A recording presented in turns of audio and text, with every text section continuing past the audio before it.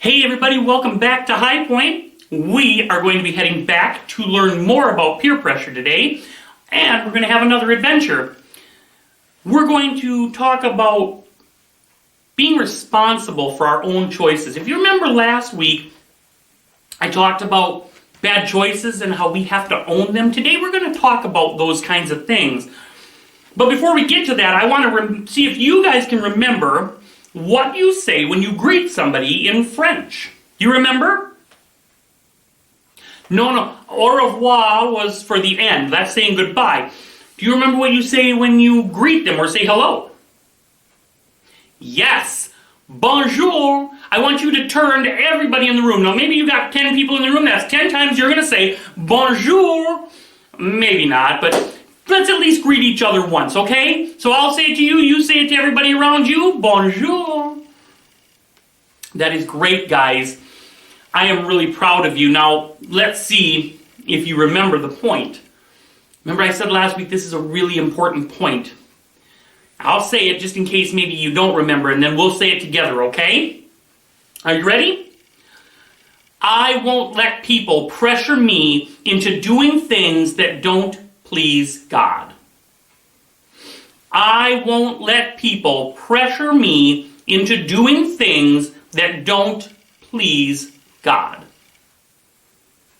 That's right. Guys, we all are faced with choices every day of our life. Am I going to have cereal for breakfast or am I going to have toast? Am I going to wear khakis today or am I going to wear jeans? Am I going to dance to school or am I going to ride the bus? And we have choices all. Okay, probably none of you dance to school, but still, we all have choices that we're faced with every day. And we need to, when we're faced with those choices, we need to make the choices that please God. Even if our friends make bad choices. Did you catch that? Even if our friends make bad choices. Last week, guys, I told you about the friends I had when I was a teenager. Now, please don't think that they were all just terrible people. They didn't know God. But they made bad choices. And because they made bad choices, I was too scared to not make bad choices, and I made bad choices. Sometimes we can think of peer pressure as this evil thing, like this horrible, terrible person is going to be like, you gotta do this. Unfortunately, that's very seldom the case. It's most often that it's our friends or those that are closest to us that make bad choices, and because they're making them, we don't want to feel left out or like we're not part of the cool people, and so we make the bad choices too. We so badly need to resist or not go along with peer pressure. Because if we don't stand up to peer pressure, we might be tempted to blame other people for our wrong choices. I had that happen a lot. Yeah, I skipped school, but it wasn't my fault. Everybody else was doing it. So I didn't want to be left out. I didn't want to be the uncool guy. Was it really anybody else's fault? No, it was mine. I had a choice. And yes, unfortunately, I did skip school. But it was my choice. I could have said, no, I'm going to go to school and do the right thing. We can be tempted, when we give in to peer pressure, we can be tempted to blame other people for our choice. Now, it's wrong to blame them. Is it even fair? No. Nobody forced you to do it. Nobody grabbed me by the shirt, held me in a bear hug, and drugged me off the school grounds and forced me to skip school. I chose. So it's not fair to blame anybody else. No matter how bad I feel about the fact that I did it, or the trouble that I got into, which is a story for another day. But a good way to always make good choices, guys, is to choose good friends. And that really, if you remember, is what our life verse is all about. Do you remember our life verse from last week? It is from Proverbs, chapter 13, verse 20. You remember what it says? He who walks with the wise grows wise, but a companion of fools suffers harm. Will you say that with me? I'll say it slow. He who walks with the wise grows wise, but a companion or friend of fools suffers harm. I told you about a time, and one of only, unfortunately, far too many, that I made a bad choice and blamed someone else. Have you ever made a bad choice and then felt like you should blame somebody else? Have you ever had that happen to you? It happens, unfortunately, far too often. Sometimes it's because we don't want to get into trouble, and so we blame our wrong choices on other people. But God expects us. I want to rewind that a little bit and say it again. We may not want to get into trouble, so we blame somebody else. But God expects. He expects us to always take responsibility for our own choices. It's not a very popular idea. Unfortunately, in our society, it's much more acceptable to blame somebody, everybody, anybody else for why you did what you did. But God expects us, and we should expect ourselves, to always take responsibility for our own choices. And that ties really great into our story today for Samson. We're going to hear a story about some choices that he made, and the fact is some of his choices were good, and some of them really weren't. You guys ready to hear this story? Let's see if Samson took responsibility for his own actions. So do you remember, first off, who told Samson's parents that he would be born? Do you remember? Yes, it was a stranger, but the stranger... Yes! He was an angel. Absolutely. That angel told Samson's parents that their baby would be really special. He should be raised as a Nazarite. He was supposed to obey a special set of rules in order to honor God. Do you remember the rules that God gave for Samson and his mom before Samson was born? That's okay if you don't. We'll go through them. He couldn't eat or drink anything from a grapevine. He could not have any alcoholic drinks. He could only eat foods that God approved of, or God gave the rules to the Israelites that they could eat. He could not touch it, or could not cut his hair, and he could not touch any dead people or animals. Samson's parents, they obeyed God. If you remember, they raised their son to obey God's plan for him to be a Nazarite. So Samson was a Nazarite, who is someone who followed God in a really special way. He was also an Israelite. And the Israelites, if you remember me saying last week, were God's special people. They loved and served God. Can you guys make a happy face for me to show that you love God like Samson and the other Israelites did? Come on, let's see your best happy faces. Yes. But now can you make a really sad face for me to show that the Philistines did not love God? Yeah, because guys, the Israelites, if you remember, they in their land, the Philistines had come in and conquered them and were ruling over them, and they did not love God. They did not respect God. They just didn't. They did not. And even though the Israelites were God's people, some of them made bad choices. They listened to the Philistines and did what the Philistines told them to do. They gave in to the peer pressure. Let's cross our arms and shake our heads to show that what we should do when people try to pressure us to do wrong things. What should we do when people try to pressure us to do wrong things? That's right, we should tell them no.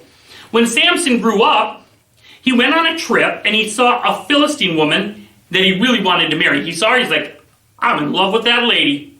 Woo, I'm in love with her. Yep, she's the one. He told his parents, hey, I saw this lady on my trip and I want to marry her. Okay, I'm going to marry her. Yeah, that's exactly what he did. And Samson's parents, if you remember, were good Israelite people. They were God's people. They loved and obeyed God. They loved and obeyed him so much they did all of the rules that the angel told them. And the woman that Samson had seen was not an Israelite. She was a Philistine. And as a Philistine, she didn't love God. She didn't care about God at all.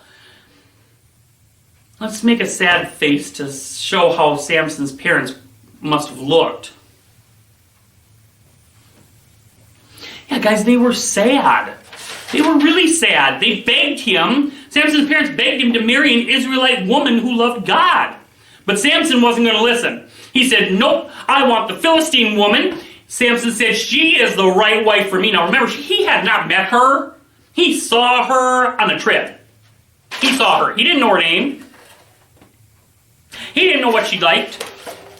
He didn't know what she didn't like. But she was the right woman for him to marry. She is the right wife for me.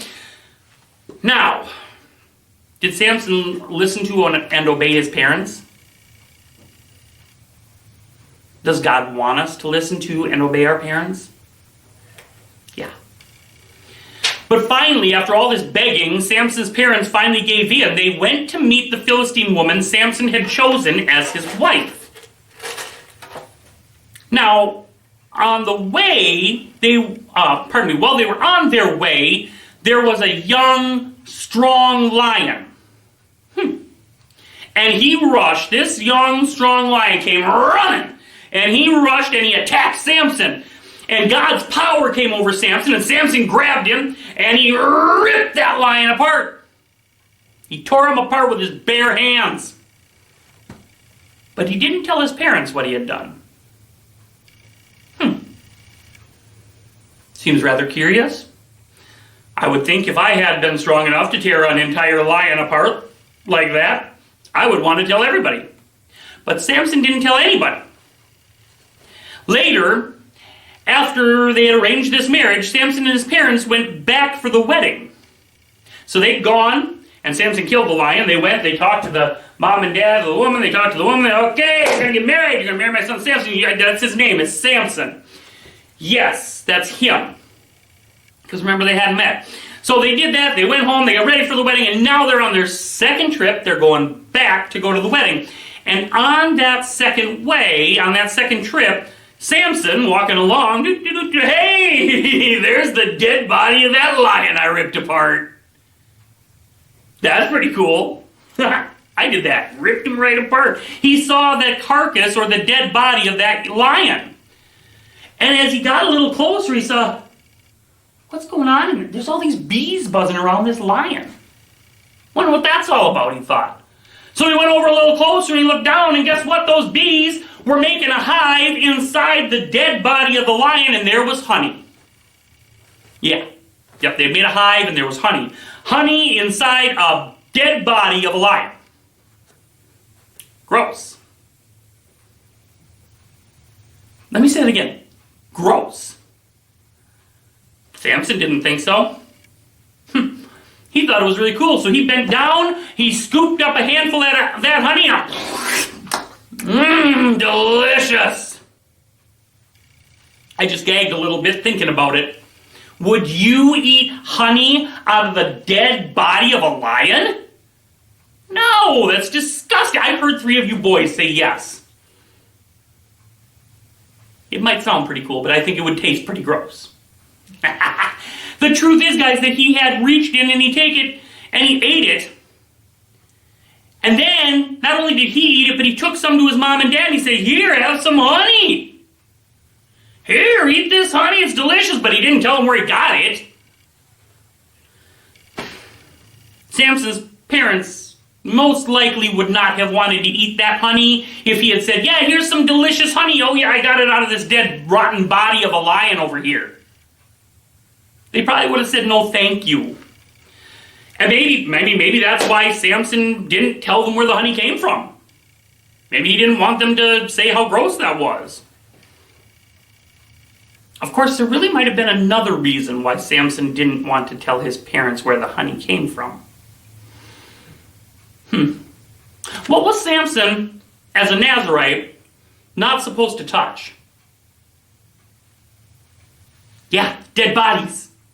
He was not supposed to touch dead bodies, people or animals. I mean, let's just ask it this way. When we disobey God and do wrong things, do we want to tell our mom and dad? No. I'm 44 years old, and if I do something wrong that's against God, I don't want to go tell my dad. We don't want to tell our parents when we've done something that's against God and it's wrong. We know it's wrong. I mean, one way, guys, to figure out if you're giving in to peer pressure is to think about whether or not you would be willing to tell your parents. If the answer is no, then you're not going to tell your parents. You might want to change your mind about whatever it is you're going to do and make a different choice. Do you think that Samson's choice to eat honey from a dead lion was pleasing to God? No. It wouldn't have been pleasing to God even if Samson wasn't a Nazarite. But as a Nazarite, Samson promised God, he said, God, I will never, ever, ever, ever, ever, ever touch a dead body. Oh, look, a dead body, I'm going to have some money. I mean, really? Do you think God is pleased when you and I make bad choices? No. No, he's not. Bad choices make God's heart hurt. They make him sad. And one reason that bad choices make God sad is because he knows that bad choices, one bad choice usually leads to another bad choice, which usually leads to another bad choice, and so on and so on and so on until we've made tons and tons and tons of bad choices. And Samson was just about to find out what could happen if he kept making bad choices, because he kept making bad choices. I mean, let's think about this for a second. What were Samson's bad choices so far? Okay, he chose to disobey God and marry a Philistine who did not love God. Yeah. He chose to disobey God and eat honey from a dead, rotting body of a lion. I can't say that enough. It's just gross. He made some pretty bad choices so far. And we aren't even to the end of the story yet, because on Samson's wedding day, his wife brought 30 Philistine men to the wedding. Samson didn't know. She brought 30 Philistine men to the wedding, and Samson decided, Philistines, they're dumb like bricks. I'm going to fool them. All right, I'm going to fool them. So Samson told the Philistine men, if you can answer my riddle, I'll give you 30 sets of new clothes. Yeah, yep. Each of you will get a whole brand new wardrobe. Samson said, but if you can't answer my riddle, then you have to buy me not one new set of clothes, but 30 new sets of clothes. The Philistines thought, how hard can this be? He's just dumb. And so they said, tell us the riddle. And so Samson told them a riddle about the lion and the honey that he found in the lion. This was the riddle. Out of the eater, something to eat. Out of the strong, something sweet. That was the exact riddle he told them. And the Philistines, they sat and thought, and thought, and thought, and as my teacher would have said when I was in grade school, put on their thinking caps, and they thought, and they thought, and they thought, but they could not answer this riddle. I mean, do you guys have any idea what those Philistines might have looked like while they were trying to solve the riddle? And come on, show me what you think. Yeah, they were just all confused. And when they couldn't answer the riddle quickly, those Philistine men became really angry. They knew they had gotten tricked. They were really angry. And they didn't want to give Samson any new clothes, let alone 30 sets of new clothes. So what did they do? They cheated. Yeah, they don't love God. They don't respect God, so cheating to them didn't matter. So they cheated.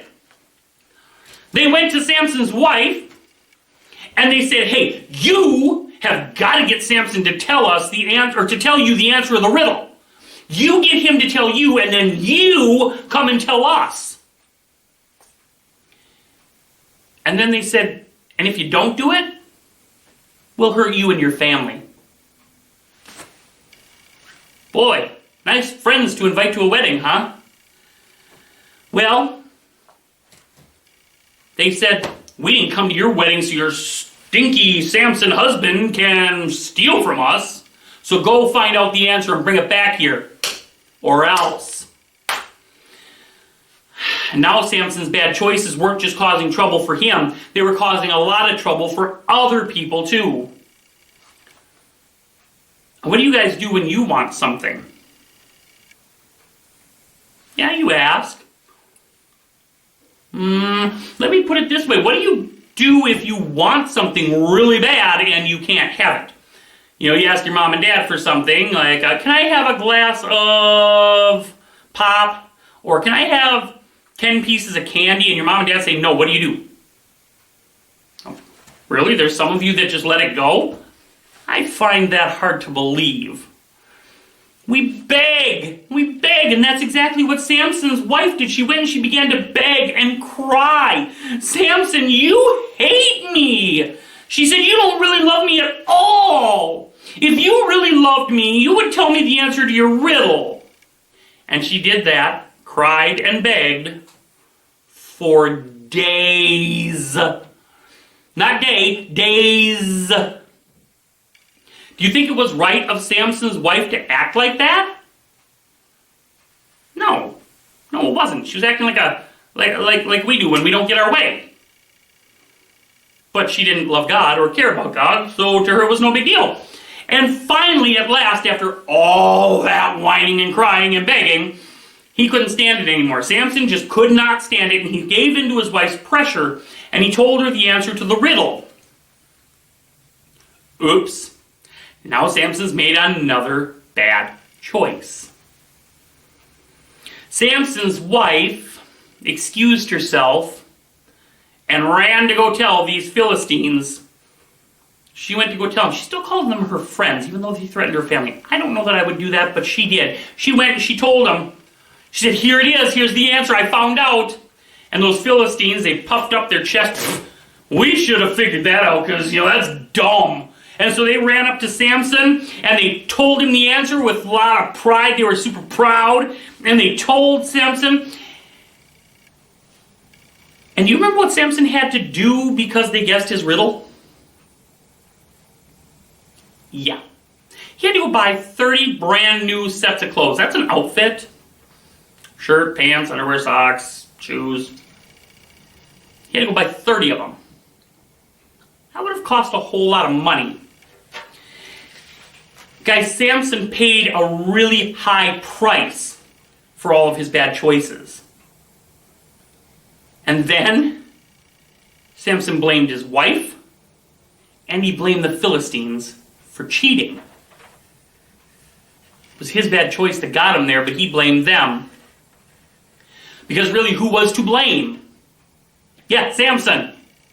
He made the bad choices. His bad choices are what really caused trouble for him. Samson was the only one to blame for his own problems. So let's see if we can count all of Samson's bad choices. So first, he chose a Philistine wife instead of choosing an Israelite wife who loved and obeyed God.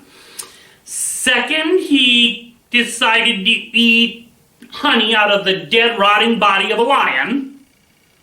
Third, he gave in to his wife's pressure and told her his secret. Now let's see if we can count the cost that Samson paid for his bad choice. All of them. His new wife cried and begged for days. That couldn't have been any fun for him. Second, he had to get and then give away 30 new sets of clothes. That was really expensive. Oh yeah, and one more thing.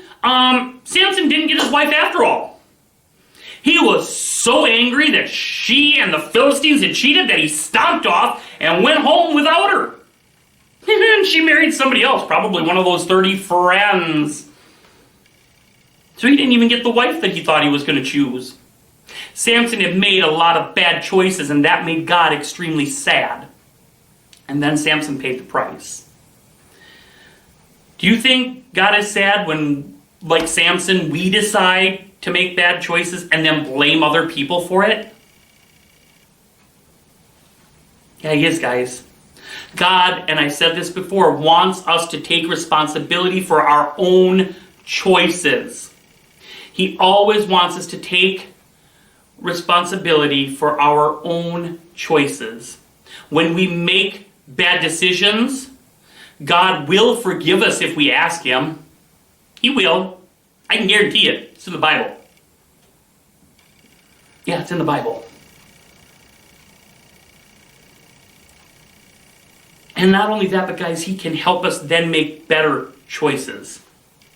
Even when it's really hard and our friends are pressuring us to do something that we know is absolutely wrong, God can come in and give us the strength to help us to make right choices. Because the truth is, we're a lot like one of two plates. If I had a nice clear plate here, nice glass plate, oh, perfect, and I had a paper plate here, and I laid them down on a table, and I took some ketchup and mustard, and I just squirted them all over those plates. They're both dirty now, right? Now let's say I pick up this nice, clean, clear glass plate, and I put it in some soapy hot water, and I wash it off, wipe it off, and I pick it up. You wouldn't be able to see any ketchup and mustard left on it. It's clean. But if I pick up this paper plate, obviously I can't put it in the water, but I take a soapy, sudsy washcloth and I wipe all that ketchup and mustard off of there, guess what? You're still going to see a ketchup stain and a mustard stain that will never wash off. The paper plate was affected by the peer pressure of the ketchup and the mustard. It let that pressure soak into it, rather than allowing it to be washed off. So which plate, guys, should we be like? Yeah, we should be like the glass plate. We don't have to let peer pressure get on the inside of us and soak into us. We can refuse to let others who try to pressure us, we can refuse to think like that. We can refuse to think like them. We can refuse to make bad choices, even if it's what others want us to make. In fact, even if it's what everybody else is making, we can refuse. We can instead be like that glass plate and let God wipe off that ketchup and mustard, that peer pressure, let him wipe it off, and we can take responsibility for our own actions. God, I made this mess. I'm the one that did it. And he washes it off. And there's no stain. Guys, we should always take responsibility for listening to God and doing what he asks us to do. And sometimes that means owning our own bad choices. Fessing up. That's what my grandpa used to say. Fessing up. Tell him the truth. God, I made this mess. But I don't want it to sink in and stain me, and ask him, Jesus, wash me clean. Guys, that's what our life verse tells us. What kind of pressure? Remember, he who walks with the wise grows wise, and he who is the companion of fools suffers harm. God loves us very much, and he wants us to make good choices. He wants us to take responsibility for our own actions, no matter what others want us to do. So let's pray and ask God to help us take responsibility for making good choices. Will you pray with me? Dear God, it's not always easy to make good choices, but we know you expect us to try, and with your help, we can always do better. Please help us to always be responsible for our own choices, no matter what our friends want us to do. We love you, Jesus. In your name we pray. Amen. How many of you guys remember the point? You do? Well, let's say it together then. I won't let people pressure me into doing things that don't please God. I lost track of my numbers, but I never lost track of the point. I'm really glad, guys, that God forgives us when we mess up, because trust me, I mess up way more often than I would like to. I don't know about you, but I know it's true in my life. And even so, I'm going to keep trying to make good choices every day and always to be responsible for my own actions. I don't want to blame others for my choices. And I hope you're the same. I really can't wait to see what happens to Samson next. I mean, that was terrible. Who eats honey out of a dead body? Gross! Pretty sure it gets a little bit stranger than that. Well, we'll just have to come back next time and find out. But until then, I pray that you have an opportunity this week to choose and make good choices. And I pray that you have an opportunity to take responsibility for whatever choice you make, whether good or bad. And I pray that you don't forget that you are loved so much more than you will ever be able to understand by God and by us. I'll see you right back here next Sunday on High Point.